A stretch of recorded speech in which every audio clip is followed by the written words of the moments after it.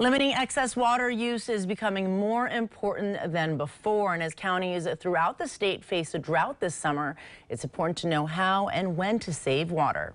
Here to talk to us now from the East Bay Municipal Utility District is Water Conservation Supervisor Charles Boleg. Charles, thanks so much for joining us today. Oh, certainly. Thank you for having me. Yes, of course. When we talk about the drought, obviously it's very dry, but what are we looking at in terms of statistics when you compare this year to previous years, as far as, I guess, just how much moisture we've seen in our region so far? Well, for EBMUD, it was a very, very dry year in our local area. So we have the watershed, which is the East Bay. We're about 33% of average in this area. Our main water supply is in McCollum, and that's about 90 miles to the east.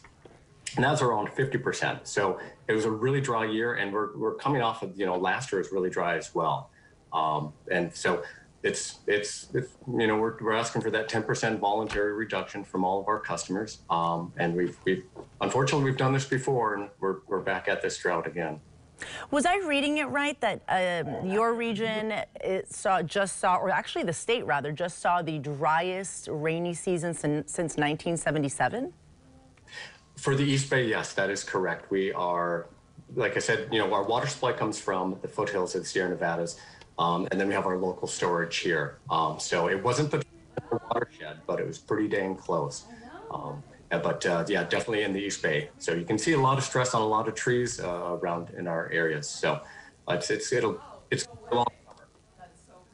Now, as the water conservation supervisor for East Bay MUD, I'm sure it's frustrating to see, people use excess water despite the conditions that we're in. What are some of the biggest water wasters you've seen in terms of things that people do? Well, a big thing that happens is on the irrigation side. A lot of it, we've had our customers irrigate. We recommend to irrigate in the middle of the night or early in the morning because there's less evaporation, less sun, less wind drift at that time. But what happens then is people don't see those irrigation leaks, the overspray and the runoff. And you notice that when you go for walks in the morning, you see the water in the gutters, and that one's one of the roughest ones to see. And it happens all over our service area.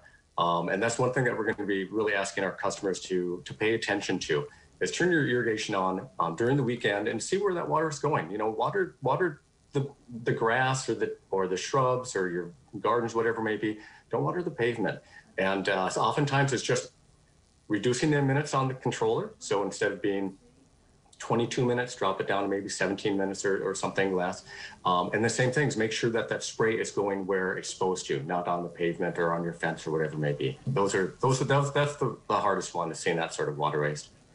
Are there certain hours of the day that water usage should be cut versus, I don't know, mornings versus night? Or is there a certain time of day that you're seeing more usage across the board with regard to people in your region? Well, because the irrigation is the main driver, it oftentimes happens early in the morning. So as you've shown those images of landscaping, that's typically our biggest demand. But for the most part, it's not quite like energy where there's peak demand and low demand for us. And so when we're asking our customers, it's just cut back a little bit everywhere.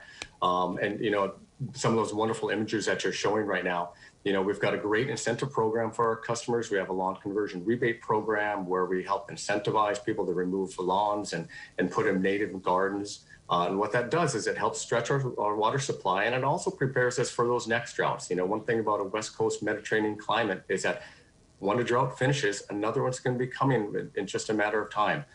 So a lot of it has to do preparing now for potentially, an extended drought or when that next one comes around as well. And so you're asking residents to reduce water usage by about 10%. Is anything being done if someone doesn't, kind of follow those mandates? Well, there are some state rules and requirements out there about overspray and runoff, washing your car without a trigger nozzle, things of that nature. So our customers are very responsive. Sometimes they don't realize that these sort of water wastes are happening.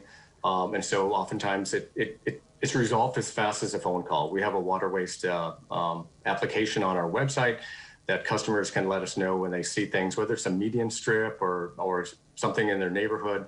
And we call the customers and we let them know, hey, we noticed this going on, and it's usually corrected. And then if need be, sometimes we send a letter. But for the most part, these EBMUD customers, they've been through droughts before. They don't like to waste water. Oftentimes it's more accidental than it is intentional on that side. What would the outcome be if we didn't start conserving water, other than the potential for, dry trees and dry shrubbery, with the warm season, the warm months ahead of us? What are some of the other impacts of not effectively conserving water during a time like this? Well, right now, EBMUD, we have 4 stages of drought. We're in the first stage, and that's when we're asking voluntary reductions. And that's 10% across the board. Some of our customers are already really, really efficient. And some customers do have a lot of discretionary water use that they're, a very large lawn that they can start to let it brown out a little bit. So when everybody gives a little bit, what it does is it sets us in better position for next year if it would be a dry year again. So it's oftentimes those little steps that kind of, that really add on up.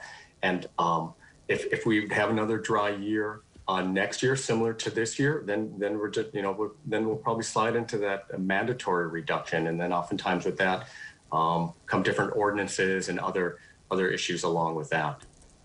And you said, just little steps that we take, can obviously help. But there's always those people that think, either they rely on other people to take the steps, or maybe they think that what they do won't make a big impact. What is your message to those people?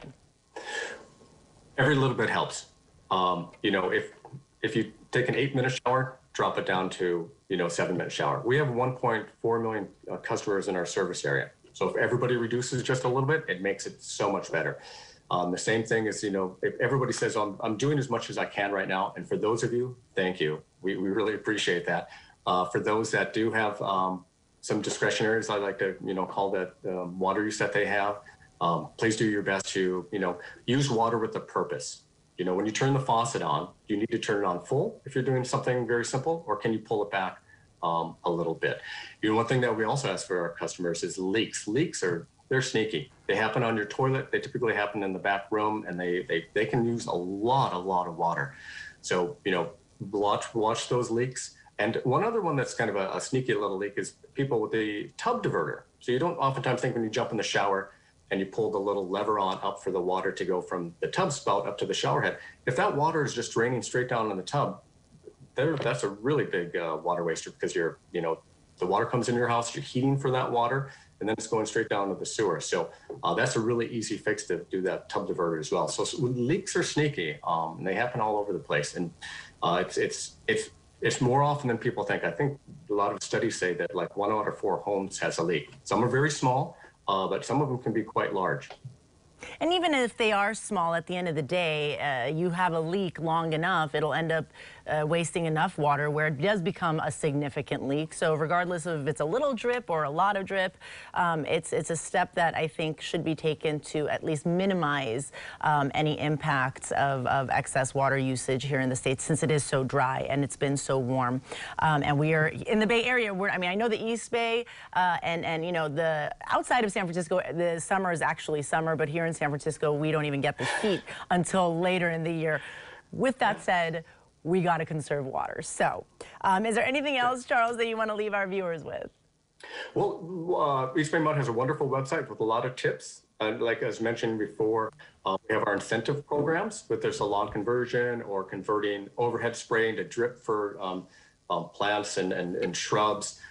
We also have flow meter sort of rebates for people that can do hourly reading of their meters. And what that really is wonderful for is it helps catch those leaks. And these companies now have wonderful little applications on your phone. So if you are a single family customer and you're using water every hour on the hour, your phone this little app will tell you, hey, you may have a leak. And that's a great way to help start saving water right off the bat.